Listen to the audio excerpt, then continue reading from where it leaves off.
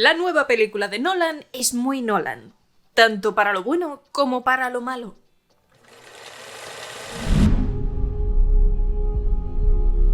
No one could stand between my men.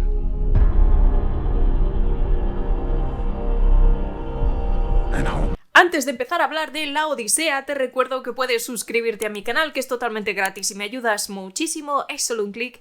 Y te recuerdo también que tengo página de Patreon donde puedes escuchar podcasts exclusivos. Sígueme también en Instagram para más contenido. Parecía que nunca iba a llegar este día, pero aquí estamos. Por fin os puedo hablar de La Odisea de Nolan. Como seguramente sabéis, se estrena el próximo viernes día 17 de julio y es una de las películas más esperadas no solo de este año, sino desde hace ya varios años. El director Christopher Nolan se atreve con la adaptación de una de las historias más antiguas que conoce la humanidad. La recopilación de poemas bajo el nombre de Homero ha sido adaptado por el propio Christopher Nolan, que firma este guión, y para representar a estos personajes míticos va a estar acompañado de la crème de todo Hollywood. Podemos estar aquí media hora nombrando actores y actrices, pero por nombrar a algunos de los protagonistas tenemos a Matt Damon, Anne Hathaway, Tom Holland,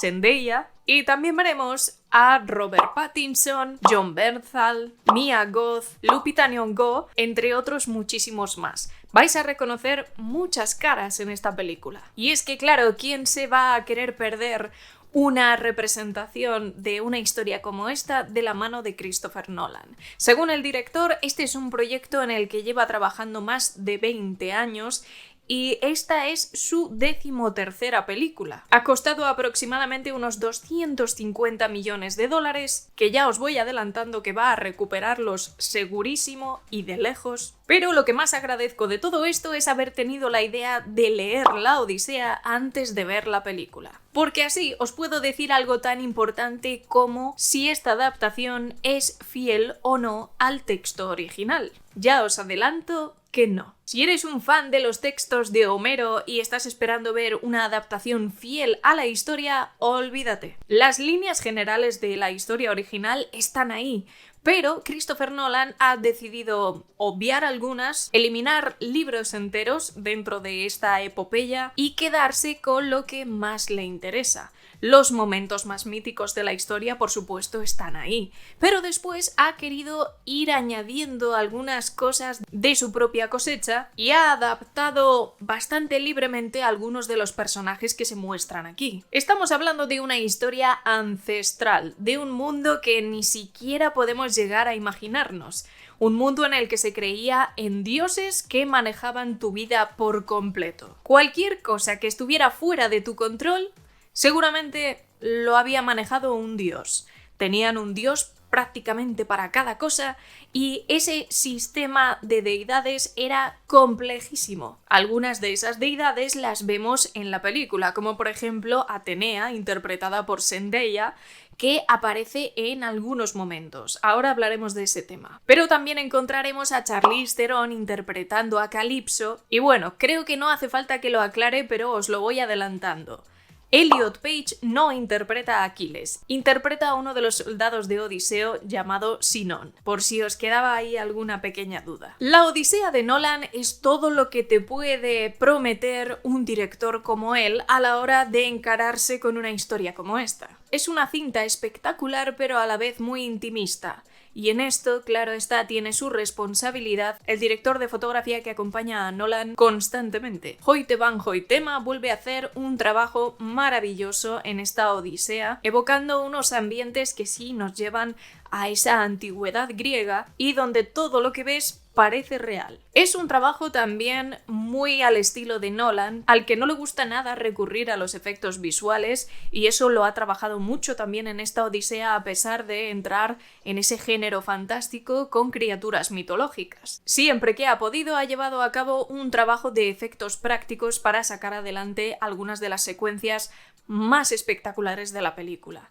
No siempre, esto no quiere decir que la cinta no tenga efectos visuales porque los tiene. Y a pesar de tener una duración que se acerca a las 3 horas, a mí personalmente se me ha pasado volando. Aun conociendo la historia y sabiendo más o menos lo que iba a pasar, me encontraba con algunas decisiones narrativas de Christopher Nolan cambiando el orden de algunos de los relatos de la Odisea. Pero bajo mi punto de vista da una imagen de la Odisea un poquito superficial. Cuenta los momentos más importantes e incluso se detiene deliberadamente en los momentos que más le interesan, como por ejemplo en ese caballo de Troya. Y otras cosas se quedan totalmente fuera. Como digo, el trabajo visual es espectacular. Yo pude ver la película en 70 milímetros, cosa que agradecí mucho, porque esa textura de lo analógico y el celuloide no se puede comparar a una película digital que sí tendrá más definición y tiene sus ventajas, por supuesto, pero creo que en una historia como la Odisea, una historia ancestral, le sienta muy bien esos 70 milímetros. Lleva incluso a recordarte películas tan grandiosas como Ben-Hur o Lawrence de Arabia. Esas historias épicas que, al fin y al cabo, todas están de una u otra forma en la Odisea, que ha sido siempre la inspiración del camino del héroe. Una de las estructuras narrativas que más se utilizan en el cine y que se llevan utilizando pues ya no sé cuántos siglos en cualquier otra manera de contar historias. También es verdad que esa intimidad que refleja la película les ayuda mucho a que esas escenas que son grandiosas se puedan realizar de una manera más sutil y a la vez se acerque bastante más al realismo. A lo largo de toda esta película hay algunas escenas que saben construir muy bien la tensión, eso Nolan lo sabe hacer a la perfección, pero claro está, también se ve elevado por el magnífico equipo que tiene detrás. La edición de sonido de la Odisea es espectacular, ensordecedor en algún momento, y a eso hay que añadir el trabajo del ahora compositor de confianza de Nolan, que no es otro que Ludwig Göransson. El loco Göransson, como le llamo yo. Bueno, pues en esta ocasión Göransson ha tenido que rebajar un poco su estilo moderno, por razones evidentes. En esta historia que nos lleva a esos tiempos de la antigua Grecia, es imposible no recordar con esa música a una de las historias que más ha marcado el cine moderno si hablamos de la historia de un héroe en la antigüedad. Todo el mundo va a pensar en Gladiator. El contexto lleva a que esta banda sonora original se acerque en algunos momentos al trabajo de Hans Zimmer en Gladiator, pero a la vez también tiene ese sello de identidad de Göransson. Va a ser muy inteligente a la hora de colar su estilo, es decir, utilizar herramientas tecnológicas e instrumentos más modernos, y si te fijas mucho en la película, si estás atento a esa banda sonora, seguramente vas a reconocer alguno de esos trucos que ha utilizado para dejar su firma. Es una muy buena banda sonora, tiene algunos momentos memorables y, como es obvio, se ha ayudado sobre todo de la percusión y los instrumentos de cuerda en su mayor parte.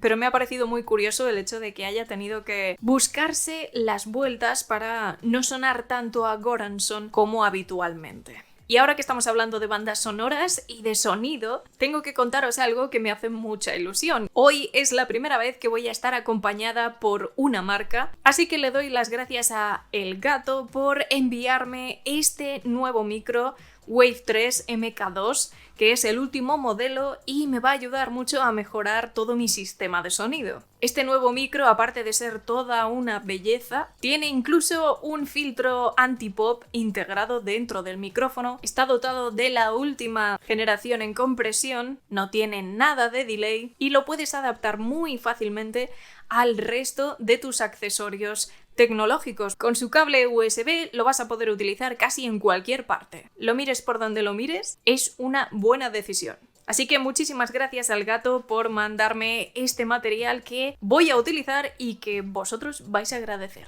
Ahora vamos a seguir hablando de la Odisea y hay algo que os quiero comentar y que me parece fundamental a la hora de hablar de esta adaptación de la Odisea. Como os he dicho antes, estamos ya en el 13º largometraje del director Christopher Nolan y sigue teniendo el mismo problema que he detectado siempre. Nolan tiene una dificultad bastante evidente para integrar los personajes femeninos en sus historias.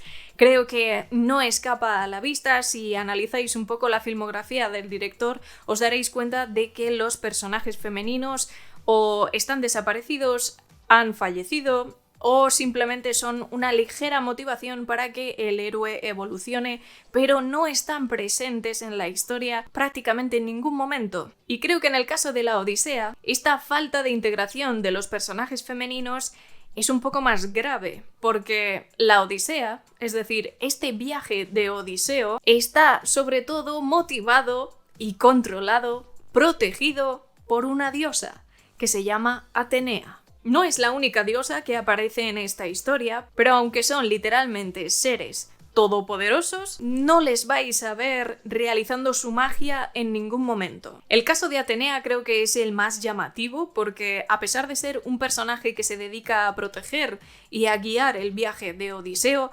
aparece muy pero que muy poquito, y no como una encarnación de diosa tal y como aparece en la Odisea, sino más bien como un pepito grillo de Odiseo, una imagen mental que él tiene y que de vez en cuando le habla. Está muy lejos de ser ese ser poderosísimo que aparece en la Odisea y que está acompañado por otros dioses que ni siquiera aparecen y que, aunque en la Odisea comparten incluso diálogos, por poneros un ejemplo, en ningún momento Atenea y Calipso hablan en la película.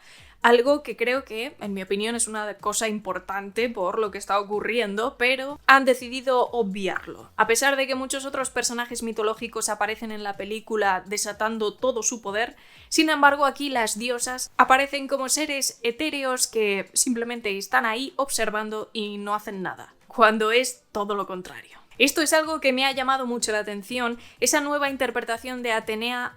No es que me disguste, pero creo que no le hace ningún favor a lo que es en realidad el personaje. El único personaje femenino que parece tener algo de carácter y personalidad es Penélope, la mujer de Odiseo, que se pasa 20 años esperando al amor de su vida, y no solo se ha omitido la importancia de algunos de los personajes femeninos, sino que se ha diluido otros temas que creo que son muy importantes dentro de esa Grecia antigua, y que se han dejado pasar, como el tema de los sirvientes de Odiseo, que es el rey de Ítaca. Si te preguntas de dónde han salido esos sirvientes, probablemente la respuesta no te parezca muy divertida. Pero sin embargo en la película estos sirvientes son totalmente leales, pero claro, tampoco sabes cuál es su origen. Y me habría gustado ver una pequeñita explicación, porque hay cosas de la Grecia antigua maravillosas, como el tema de la hospitalidad o la ley de Zeus, que creo que es demasiado optimista con el género humano, pero es muy bonita. Pero sin embargo, otras brutalidades que se llevaban a cabo en la Grecia antigua no te las muestran tanto. Es una visión un poquito dulcificada de otras cosas que a día de hoy nos chocan mucho más de la cultura griega y que no se muestran, sobre todo porque afecta directamente a la imagen que te puedas llevar de Odiseo, que es el héroe de la película. Se pinta como tal. Y bueno, hay bastantes más grises que blancos en el caso de Odiseo. La imagen que se da de Helena de Troya no tiene nada que ver, y no me refiero a la imagen visual y esos comentarios sobre la racialidad de la actriz, no me refiero a eso, sino a la posición y el contexto que se le ha dado a Helena de Troya, aparte de otras cosas. El aspecto visual, por ejemplo, de Agamenón me parece interesante, tiene que ser una figura de autoridad y lo representa como tal, como una figura más cercana a los dioses, y sin embargo, cuando representa a estas diosas femeninas, lo hace de una manera muy terrenal. No sé si veis por dónde voy. Creo que la balanza no está muy equilibrada. Si hablamos de largometraje como película, para mí este es un trabajo de Nolan espectacular. Creo que ha ido con todo, se ha arriesgado a coger una de las historias más antiguas de la humanidad y traernos esta voz del pasado para dejarnos una reflexión que recuerda un poco a lo que ya hizo al final de Oppenheimer. Nos lleva a reflexionar sobre los imperios y las caídas de los imperios, además de contemplar cómo la historia se repite una y otra vez. Somos incapaces de no volver a tropezar con la misma piedra. Lo que más ha cambiado de la historia original de esta Odisea es todo el tramo final. El tercer acto está bastante cambiado para poder ser un poquito más práctico y concentrar toda la acción en casi una localización. Ha simplificado mucho la parte final del viaje de Odiseo, pero claro, es que se quedaba sin tiempo. Esta película yo creo que en su montaje original debía durar probablemente media hora más, porque en su montaje, fantástico como siempre por Jennifer Lame, no está lo más pulido del mundo y da la sensación de que hay bastante tijera. Una tijera que seguramente sea para adaptarse a los horarios de los cines que están ahogados y con la duración actual de la Odisea solo pueden tener 2 pases al día de la película en una única sala. Ese montaje tiene algún que otro momento en ciertos diálogos en los que se nota que hay una falta de material, un salto de contexto y algunos diálogos no son tan fluidos como nos tiene acostumbrados. Pero estoy casi segura de que hay tijera detrás de esta peli, por lo menos del montaje que vais a ver en la gran pantalla. Pero por otro lado hay cosas que me han entusiasmado muchísimo, por ejemplo su representación de las sirenas me ha gustado mucho y algunas escenas míticas que verlas representadas en cine moderno es todo un lujo y más de su mano. Creo que tiene un estilo muy marcado a la hora de narrar visualmente,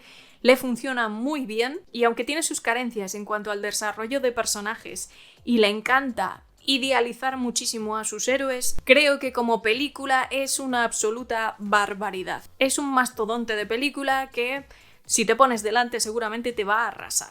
El sonido es espectacular, las interpretaciones tendría que destacar sobre todo una que creo que va a llamar muchísimo la atención.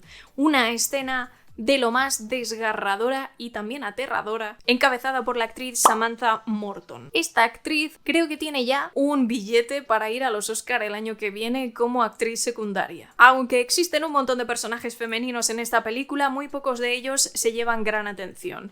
La que más metraje tiene es Penélope y por motivos obvios, pero estas interpretaciones femeninas tenían un grandísimo potencial porque las actrices que tiene son inmensas, empezando por Lupita Nyong'o, que creo que es maravillosa, pero no sale lo suficiente. Por todo esto, para mí, La Odisea de Nolan es un 8,5.